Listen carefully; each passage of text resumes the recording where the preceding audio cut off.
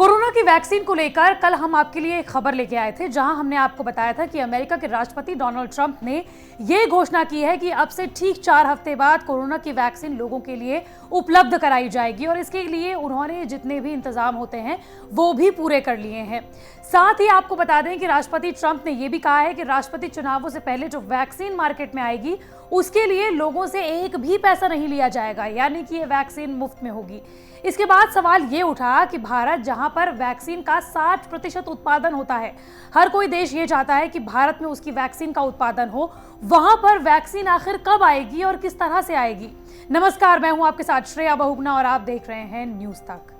देखिए, भारत में तीन ऐसे वैक्सीन कैंडिडेट्स हैं जिनका की परीक्षण अपने एडवांस स्टेज में है, लेकिन वहीं दूसरी ओर अमेरिका है जहां पर उनका स्वास्थ्य विभाग और रक्षा विभाग दोनों इस तैयारी में है कि जैसे ही वैक्सीन आएगी अगले 4 हफ्तों में उसका वितरण किस तरीके से किया जाना चाहिए। दोनों ने अपने अपने काम भी बांट लिए हैं, लेकिन सवाल यह है कि भारत में किस तरीके से वैक्सीन आ सकती है और कब तक उपलब्ध होगी और किस तरीके से इसे हर कस्बे में, हर गांव में, हर राज्य में, हर मेट्रोपॉलिटन सिटी में बांटा जाएगा। लेकिन सबसे पहले ये जान लीजिए कि अमेरिका ने किस तरह की तैयारियां की हैं और भारत किस तरीके से अमेरिका से सीख सकता है कि किस तरीके से वैक्सीन को बांटा जाना चाहिए। दरअसल अमेरिका की संसद में ट्रंप सरकार ने कहा है कि सभी राज्यों को वैक्सीन के बारे में एक बुकलेट के जरिए बता दिया गया है, जिसके मुताबिक वैक्सीन लगाने के अभियान के लिए हेल्थ एजेंसियों और रक्षा विभाग ने योजना तैयार भी कर ली है।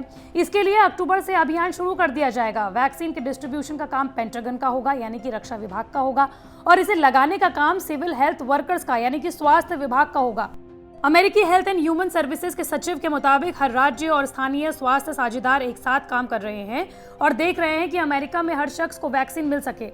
अमेरिकी लोगों को जागरूक किया जाएगा कि विज्ञान और डेटा की मदद से वैक्सीन बनाने की प्रक्रिया शुरू हो गई है। अब अगर आपके मन में यह सवाल है कि वो कौन कौन से अमेरिका में वैक्सीन कैंडिडेट्स हैं जो कि अपने ऐसे एडवांस स्टेज पर पहुंच चुके हैं कि वो बस मार्केट में उतरने की तैयारियां कर रहे हैं, तो दरअसल वो 2 ऐसी वैक्सीन कैंडिडेट्स हैं जो कि अपने एडवांस स्टेजेस में पहुंच चुकी हैं। इनमें पहली कंपनी है मॉडर्ना इंक और दूसरी कंपनी का नाम है नोवावैक्स। नोवावैक्स बन जाती है तो इसके उत्पादन का काम भारत में ही होने वाला है। मॉडर्ना इंक की वैक्सीन ट्रायल के तीसरे चरण में है, जबकि नोवावैक्स की वैक्सीन ट्रायल के मिड स्टेज में पहुंच चुकी है। क्लिनिकल ट्रायल के शुरुआती नतीजों में दोनों वैक्सीन काफी असरदार साबित हुई हैं। लेकिन अभी भी सवाल वही है जो आपके जहन में अभी भी उठ रहा है, ये कि 60% वैक्सीन का उत्पादन करने वाले भारत में वैक्सीन आखिर आएगी कब। दरअसल नीति आयोग ने भी भारत में राष्ट्रीय टीकाकरण मिशन के तहत हर भारतीय को मुफ्त में टीका लगाने की बात कही है, लेकिन हर कोई वैक्सीन का बेताबी से इंतजार कर रहा है।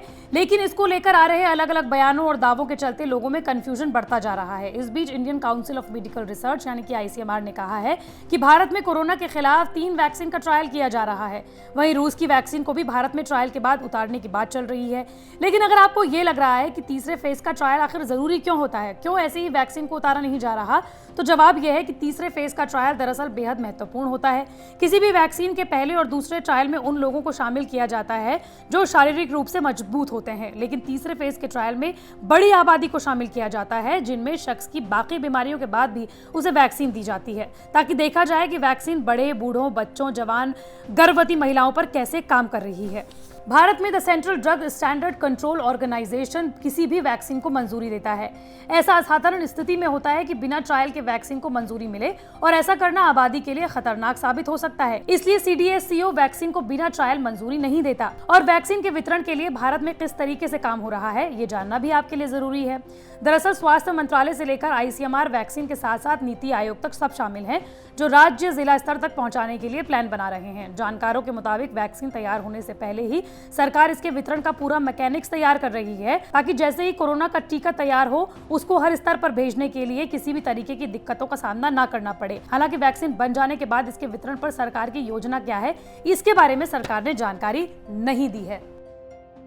कोरोना को सदी की सबसे बड़ी बीमारियों में से एक माना जा रहा है और ऐसी बीमारी जिसके लिए सरकारें भी तैयार नहीं थी। अब तक जितनी भी वैक्सीन बनाई जाती थी उनमें सालों का वक्त लगता था, ये तो हम आपको बता ही चुके हैं।